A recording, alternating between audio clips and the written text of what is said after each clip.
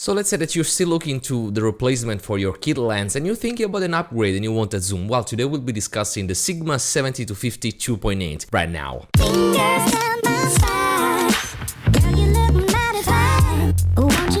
What's up YouTube, welcome back to NewPix, where we learn how to be better photographers by sharing experiences and mistakes.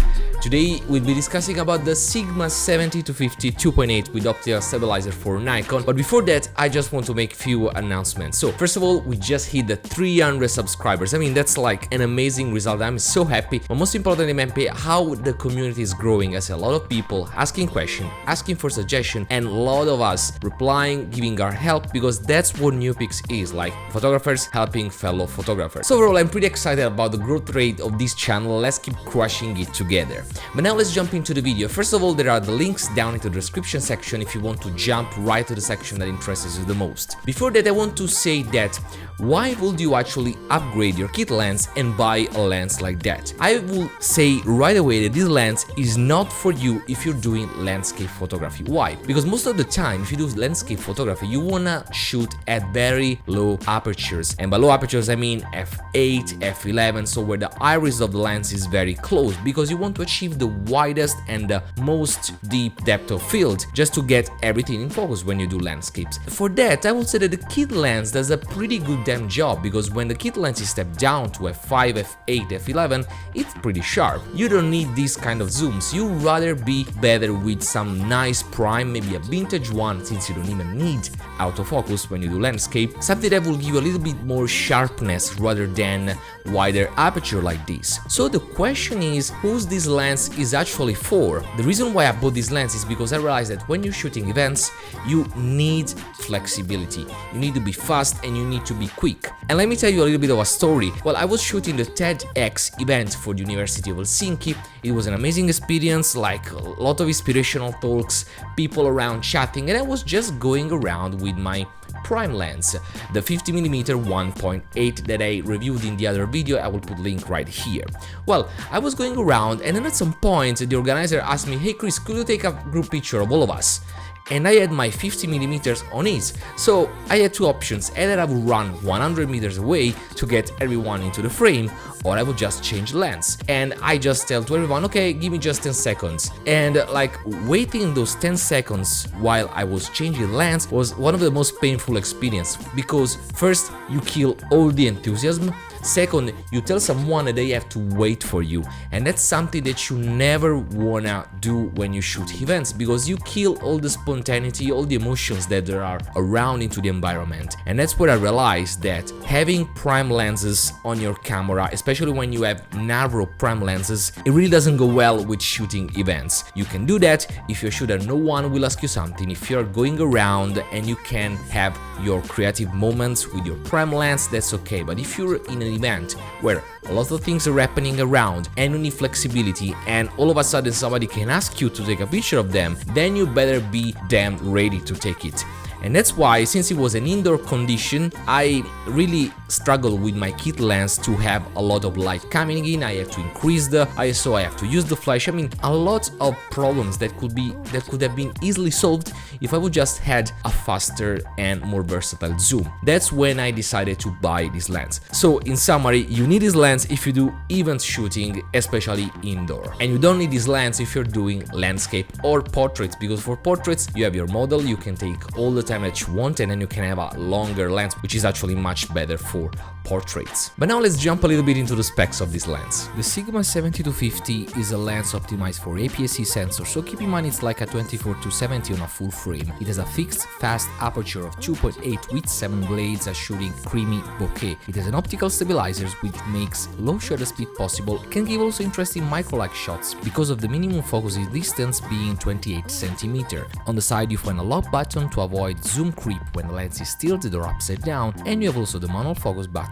and the optical stabilization on and off button. Just keep in mind that the manual focus cannot be override. The aesthetics are great, the lens feels solid and good, it's heavy, and the build quality feels much better compared to the kit lens. The focusing ring is smooth, however it's extremely short, and that makes manual focus a little bit challenging, especially if you're shooting videos. The lens of course comes with caps, a nice pouch with zip, and the lens hood, which will save you from flares and unwanted reflections in your lens. Overall, Still, the lens, it's cheap for what offers. It goes on Amazon for 350 euros, and I guess you can also buy cheaper if you find it used. Now, one thing that I want to do with you is kind of the same test that I did with the other lens. I will compare this zoom with the Nikon kit lens, and let's see who's actually sharper and if you really gain something in terms of sharpness. First of all, there's a general landscape test that I shoot through my window with both lenses stepped down at f11 to achieve the maximum amount of sharpness. Here we have the Sigma zoom on the left, as you can see here from the metadata, and the Nikon kit lens on the right part, as you can see from these metadata. Now I try to shoot both of them at 18mm. In the Sigma zoom, the metadata shows 19mm. Both pictures were shot at f11 to have a very large depth of field and sharpness, and 160 of a second on tripod with manual focusing on this window here, exposure delay setup, and also the remote. So I really wanted to make sure that nothing was changing between the two shots except for the lenses. Now let's go and check a little bit how is the sharpness in the center, and this was actually the center of the focus. As you can see, there's nothing really going on. I mean, the sharpness is, I will say, comparable. However, if you want really to pixel peep, and here we are at 2:1 magnification, so you can also see a little bit of pixelation. If you can check here, the lines of the window over here, which are defining the frame of this window, they're a little bit sharper on the left rather than on the right.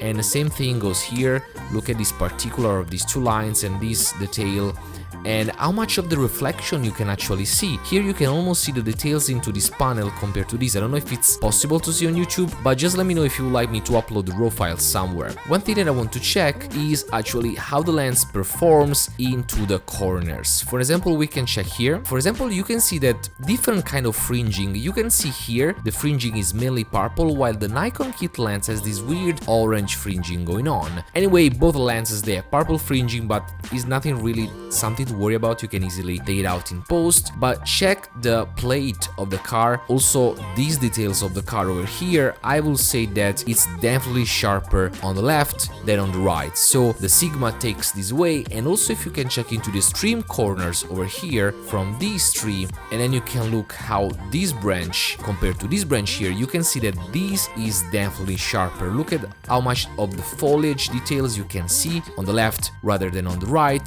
So still the Sigma is performing noticeably well. The sharpness is improved on the Sigma, and now whether or not this justifies you spending money just to take landscapes, well, that's a different story. In my opinion, it's not really worth to have this zoom, but you can be much better with a different kind of primal lens, so I will not worry about it. Now let's jump to a second test, and I want to show you what's the actual advantage of having kind of a fast zoom. Now, when you zoom all the way in of your Nikon kit lens, you are restrained to 5.6 of aperture, meaning that if you want to have, in this case, an aperture of 5.6, you have to shoot at 1/60th of a second. Now, the lens has VR, so it's not pretty much of a problem, but most of the time indoor, you can have so few light that 1/60th of a second is not enough, and then you want to drop down your shutter speed, but then you risk motion blur, or you can increase your ISO, and then you have more noise. While when you have your image, and then you can take advantage of wider aperture, you can still shoot at 50mm, but now the aperture is 2.8, and you can drop significantly the shutter speed down to 1/200th of a second, and you don't risk any motion blur, any kind of camera shake. So the real advantage of having fast zoom is just that you can keep your shutter speed very fast and your ISO very low. So that's one of the reasons why you want to buy this lens and upgrade. And now let's go to the last test, which shows you the quality of the image stabilizer. Let's take all these pictures, and I'll be going lower and lower with my shutter speed. And for example, here we can start from 1/50th of a second, which is barely below where you're gonna be, because at 50mm on a crop sensor, you're actually shooting at 75mm, and you want your shutter speed to not go lower than that number. But here we are a little bit lower, and still I was trying to focus on the face of the goat, but actually the camera, I think, misfocused a little bit because the mouth of the goat is a little bit sharper. But as you can see, there's no camera shake going on, so still we are pretty good. And then in the next picture, I actually dropped down to 1/25 of a second, as you can see here in the metadata, and now the camera was properly focusing on the eye, which is extremely sharp. You can see no camera shake, well below where you want it to be. And then I was going even lower, 1/13 of a second, and here I would say you start to see just a tiny bit of camera shake, because if you compare the two images right now, you can see that one shot at 1/25 of a second, the eye is a little bit sharper than Eye of the Goat, where I had the shutter speed set at 1/13 of a second. And then if we go even lower and we go at 1/10 of a second, you still have some camera shake, and basically I was having a lot more camera shake at 1/5 of a second. Now, of course, this totally depends upon your technique. The more you train, the more stable you can be handheld, but I will say that even if this at 1/10 of a second looks not extremely sharp, is totally usable. I wouldn't trash it and just label it as totally sharp, because I mean, we are at 1/10 of a second. We are at least 2 stops below where we should be, and if you absolutely need the shot, then you can do that. It will not be the sharpest shot, but will be actually something that you will have in your camera, so better have it than not have it. The image stabilizer goes extremely well also here. And now let's check a little bit the stabilizer for video footage.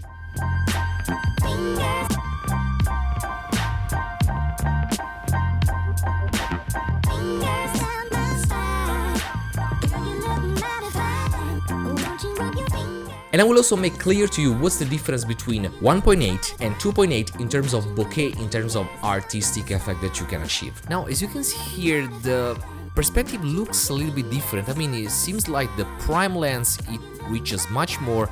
It's longer than 50mm compared to the 15mm on the Sigma Zoom, and also the bokeh is pretty different.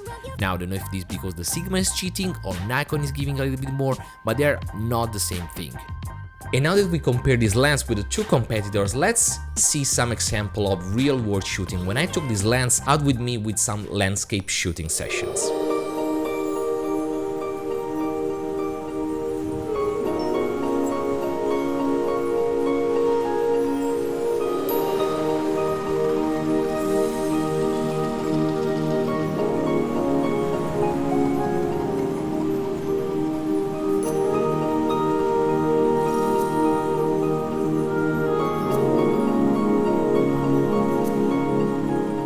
And here we are at the end of this video. I hope it was useful for you and it will guide you through your next purchase. And let me know down into the comment section, are you thinking about upgrading your kit lens, and whether or not you think there are other alternatives to this Sigma Zoom.